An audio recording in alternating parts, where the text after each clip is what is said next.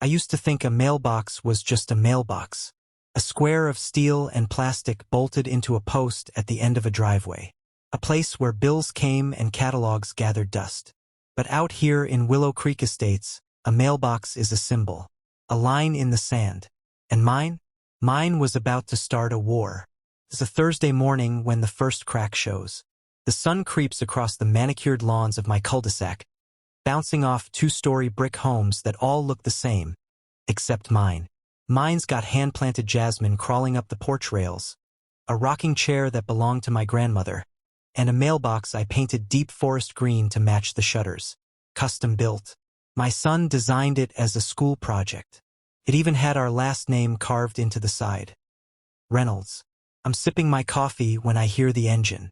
A white HOA golf cart humming up the street. Slow, deliberate, like it's stalking something. I set my mug down, watching from the front window. It's them again. HOA President Karen Slater and her minion, Doug, the one with the clipboard he clutches like it's the Constitution. Karen's eyes scan every home like she owns the block. Her eyes hit my mailbox. She frowns, says something to Doug. He writes it down. That's when I know they're coming for it.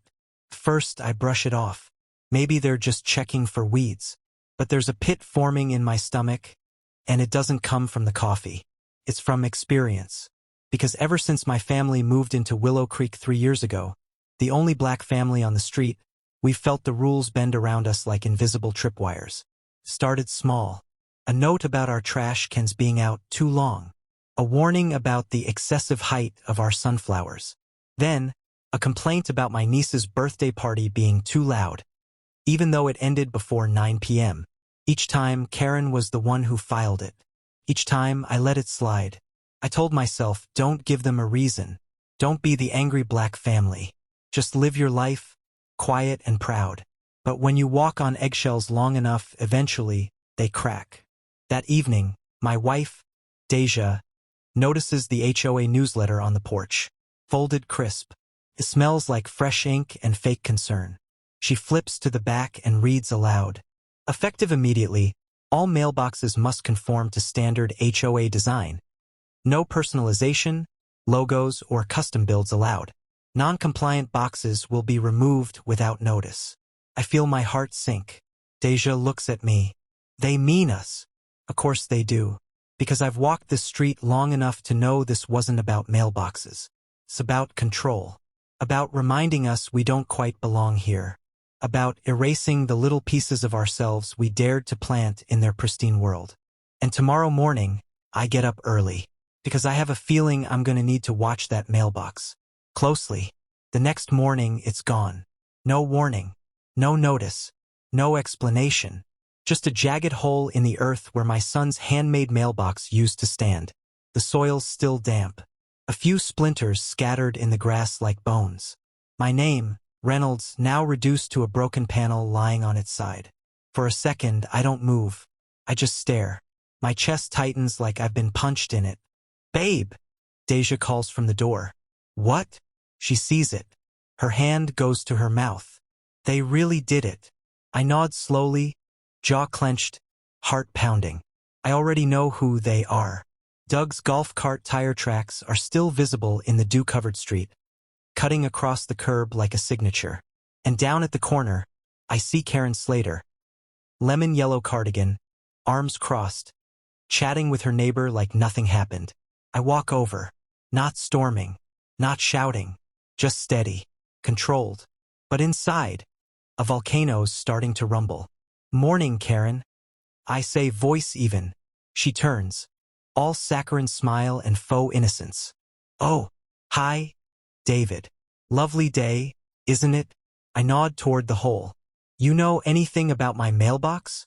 Her eyes flit past me like she's already bored. Well, per the newsletter, non-compliant mailboxes were subject to removal. Yours was non-standard, custom, not non-compliant. Oh, her smile twitches. Well, we had several complaints. People found it distracting. Distracting. It just didn't match the aesthetic of the community, she says. We try to keep things uniform here. I bite back the words burning on my tongue. Uniform? This woman once spray-painted daisies on her garbage cans and called it seasonal expression. But my kid's wood-carved mailbox is suddenly too much? You could have knocked, left a letter, something. Karen shrugs. We followed protocol. No, they didn't. I checked the bylaws. The HOA can issue a warning. Sure, but they're not allowed to remove private property without due process. Especially not without a formal complaint or hearing. I look her dead in the eyes. I'd like to see those complaints. She blinks, just for a second. Then that smile returns, plastic and tight. I'm sure Doug has them somewhere, she says, turning away. Have a good day now. She walks off like nothing happened. Like she didn't just erase a piece of my family's story from our own front yard. And the worst part? The neighbors watch from their porches but say nothing. A few sip coffee. One pulls out a phone, pretending to scroll. No one says a word. That's when it hits me. This wasn't about rules. This was about power. About a woman who didn't like that a black family made something their own in her neighborhood. About silencing pride. Piece by piece. But I've lived through worse than Karen Slater. And this is far from over. I don't sleep that night. Not because of the mailbox. Not really. It's the principle. It's the image of Karen's smirk as she walked away. It's the unspoken message behind her words. You don't belong here, and we'll remind you every chance we get. So the next morning I come prepared. I've got the HOA bylaws printed, highlighted, and stapled in a neat folder. I've got timestamps from my doorbell cam. Footage showing Doug in his little HOA cart at 5:42 a.m., loading my mailbox into the back like he's hauling off trash. I've even got a letter drafted to the county postmaster. I walk straight into the HOA office trailer that sits next to the community pool. Doug looks up from behind the desk, startled like he didn't expect me to show my face. Morning, I say, dropping the folder on the counter. I'm here for the complaint records Karen said you had. Doug blinks. I'm not sure if I'm authorized. You removed federal mail property from my yard. That's a felony. So unless you want to explain that to the postal inspector, I suggest you find those forms. He swallows hard and disappears into the back. 5 minutes later, he returns with 2 sheets of paper. 2. I read them. One is from Karen. The other, completely anonymous. No signature, no address. Just vague nonsense about non-conforming design lowering home value. That's it. Ask. Doug shrugs. It's all we've got on file. And that's enough to destroy personal property? He stammers. Karen said we had legal precedent. No, Doug. You had bias. That's what you had. I take the papers and leave. But the second I step outside, Karen is waiting. She leans against the railing like she owns the air around her.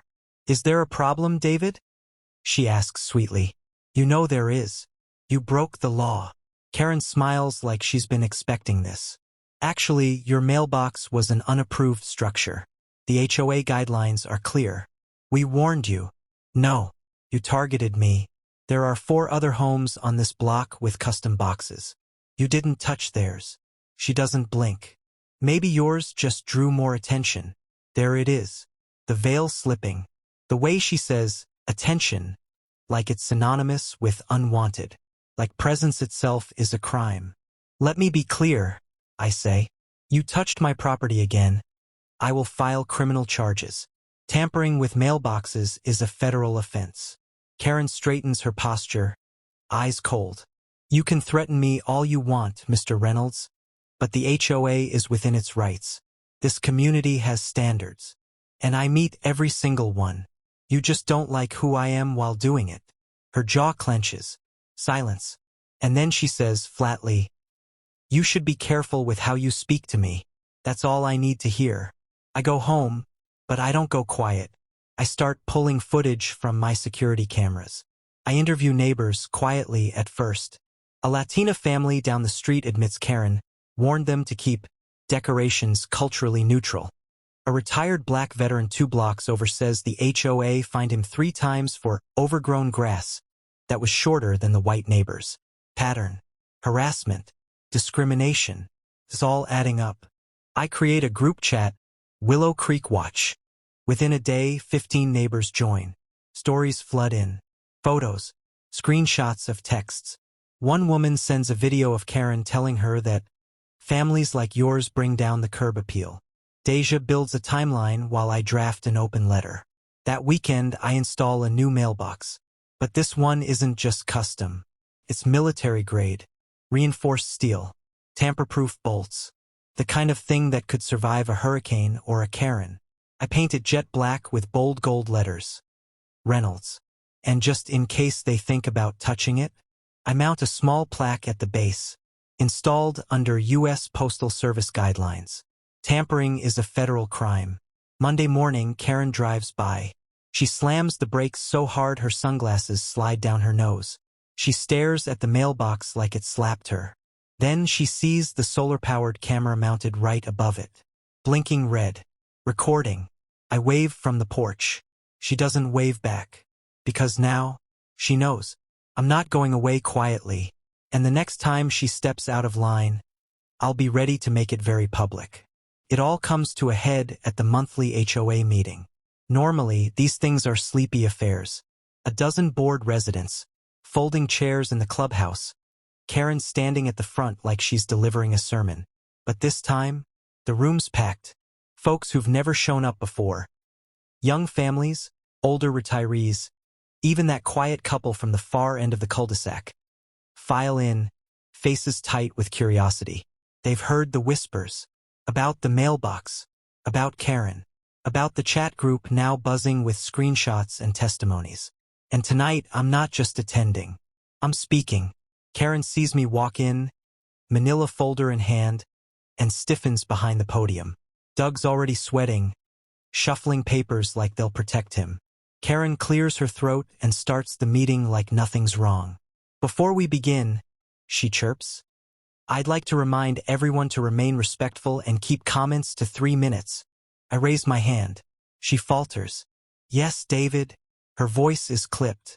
I'd like to address the board. A few people murmur. She hesitates, then forces a smile.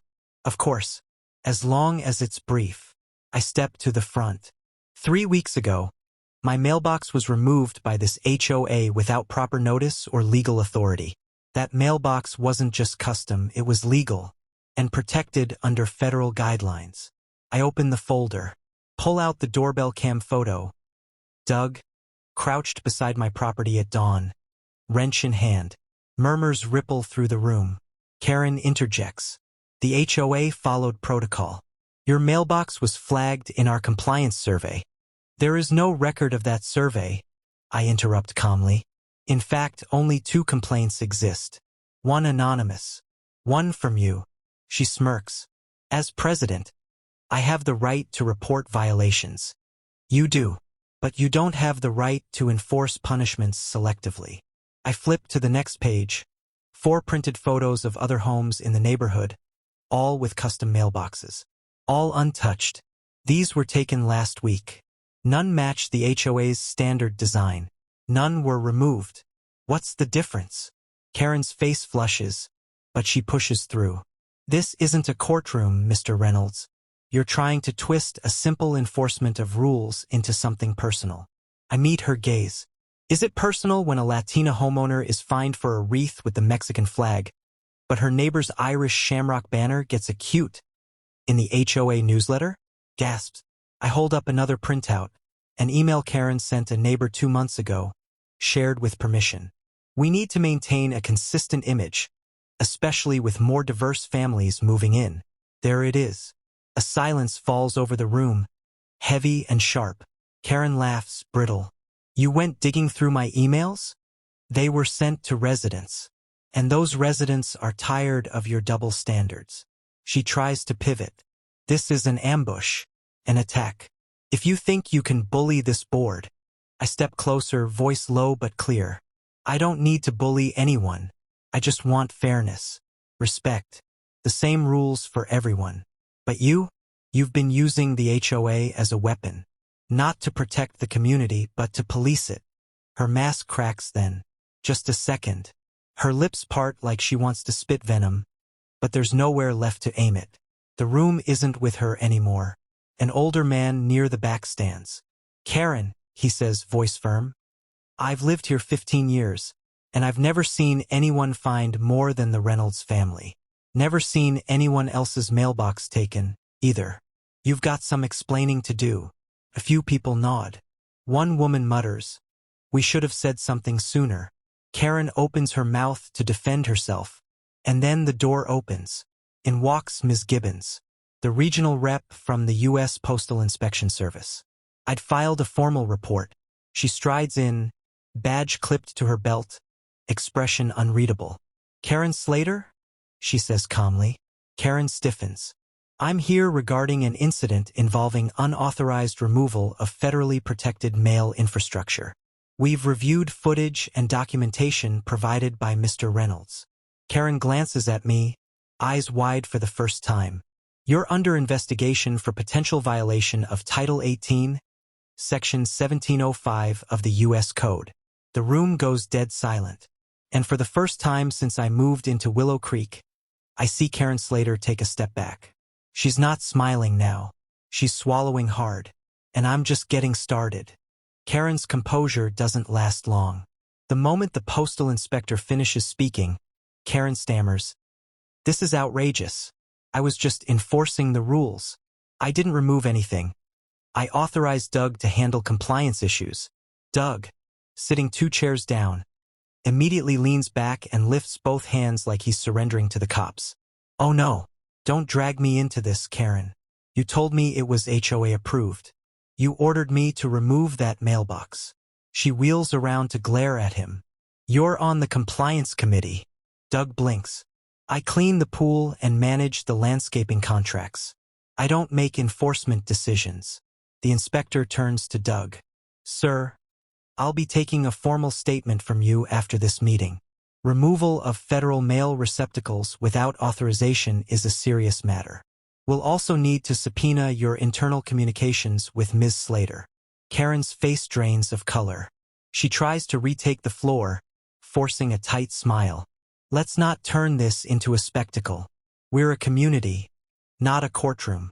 That's when Deja stands up from the front row. Calm, steady, holding her tablet.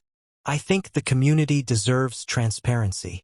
She taps the screen and suddenly the projector screen, usually used for HOA budget slides, flickers to life. A video begins playing. Grainy security cam footage, dated 3 months back. Karen's voice, unmistakable.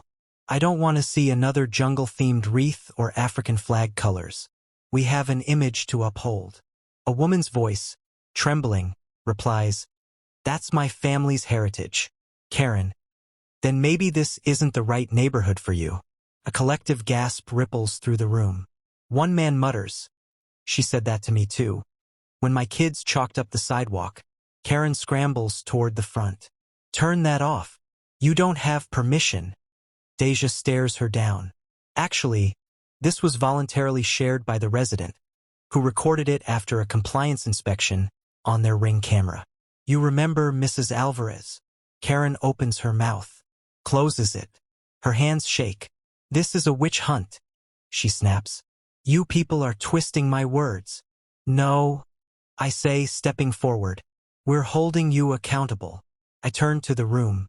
For months, years, this HOA has been run like a private club. Selective rules, biased enforcement, discrimination dressed as decorum. And everyone stayed quiet because we were afraid of fines, of retaliation, of being singled out. Heads nod around the room. Silent acknowledgement. Embers turning to flame. But not anymore. We're done being polite. We're done being silent. Karen's voice cracks. You have no authority to. Yes, I cut in. I do. I hold up the last sheet of paper in my folder. This is a signed petition, 25 residents and counting, demanding your immediate removal as HOA president, pending a special election. According to HOA bylaws, Article 6, Section D, it only takes 20. Her lips move, searching for a rebuttal, but nothing comes out. Ms. Gibbons steps forward again, calm and cold. Ms. Slater, I suggest you retain legal counsel. A federal inquiry will proceed. and interfering with postal property could lead to criminal charges. Additionally, your correspondence and treatment of residents may fall under civil rights investigations. Karen looks like she's about to collapse. Then comes the final blow. The door opens again, and in walks Councilman Jordan Lee, local politician, ally, and, more importantly, the one Deja called the night we started compiling evidence. He shakes my hand, nods to the crowd, and faces Karen. "Ms. Slater," he says, "I'm here in response to numerous constituent complaints about targeted harassment, racial discrimination, and abuse of HOA power. You've operated this association like a dictatorship. But Willow Creek is still in Refrise County, and we don't tolerate this kind of governance here." She steps back, cornered like a caged animal. "This is my community," she snaps. "No," I say. "This is our community. You just tried to gatekeep it like your personal fiefdom." The room erupts. Applause. Cheering. Even Doug claps, awkwardly, but it counts. Karen glares at me, eyes full of venom and fear. "I'll sue," she hisses. "Defamation. Harassment. I'll bury you in legal fees." "You're welcome to try," I reply. "But I've already filed a federal complaint, contacted the local news, and backed up every file to multiple servers. You want to go to war? I brought a tank." She turns to leave, storming toward the exit, but stops when she sees someone recording with their phone. "Turn that off." "Nope," the woman says. "This one's going viral." Karen slams the door behind her. But her world? That door's wide open. The footage, the audio, the petition, all of it spreads online by morning. #Mailbox Justice trends across local feeds. The story runs on Channel 9 before lunch. Karen's law firm, where she's a paralegal, suspends her pending review. Her HOA presidency is stripped in a unanimous vote. Her email inbox? Shut down. Phone number? Disconnected. By sundown, the Queen of Willow Creek is just another resident, alone in a house that suddenly feels very, very small. And for the first time since moving in, I walk the neighborhood not as a tolerated outsider, but as someone who belongs. It's quiet now. No HOA letters stuffed in the mailbox. No passive-aggressive warnings taped to the door. Just the rustle of wind through trees, and the faint clang of mail sliding into my new, bulletproof box. The same mailbox Karen called too urban. The same mailbox that outlasted her entire reign. She tried to bury me in red tape. Now she's drowning in it. 2 weeks after the HOA meeting, Karen is officially removed from the board. Her name scrubbed from the HOA website like she never existed. The new interim president? Mr. Singh, retired Army colonel, quiet, fair, respected by everyone. He voted against removing my original mailbox. He just never had the power to override Karen. Until now. Karen isn't just disgraced. She's broke. The civil suit I filed for property damage? Settled. She had to pay damages and legal fees after the USPS concluded their investigation. Turns out tampering with federal mailboxes can cost more than a fancy HOA title. Her job? Gone. Her paralegal license revoked under ethical conduct violations. The discrimination claims from other residents? Piling up one by one. Karen's castle? Crumbled. All because she couldn't stand seeing a black family with pride and presence on their front lawn. One morning I see her, pulling weeds by her mailbox, one of the approved ones. Plastic, faded beige, the same design she forced on everyone else. She doesn't look up, doesn't speak. Neither do I. She's not worth words anymore. What's more surprising is the neighborhood. Something shifted. People stop and wave now. Strangers knock on my door just to say thank you. Like a dam broke, and everyone realized they were trapped under her too. Just too afraid to admit it.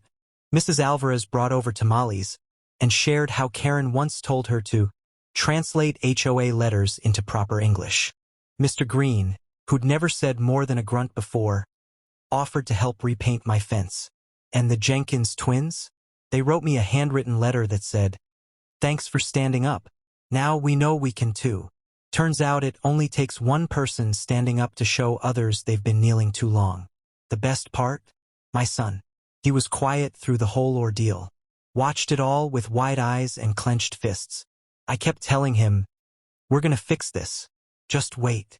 Now he beams every time we walk past the mailbox. Runs his fingers along the edge like it's a trophy. "Daddy," he says, "it looks like it could stop a tank." I laugh. It did. And then I kneel beside him, place a hand on his shoulder and say, "Always protect what's yours, son, but never be afraid to speak up when someone tries to take it. Even if it's someone powerful. Especially then." He nods like he understands. And I think maybe he really do. Sometimes justice doesn't come with sirens and courtrooms. Sometimes it's quieter. A mailbox standing tall. Community breathing free. A bully finally silenced. This wasn't just about paint colors or compliance rules. It was about belonging. About pride. About fighting the quiet war some of us have been forced to fight every day. Behind white fences and manicured lawns. Karen thought she could erase us. Instead, she erased herself. And refries? Well, it came with a titanium frame and a lock she'll never pick again.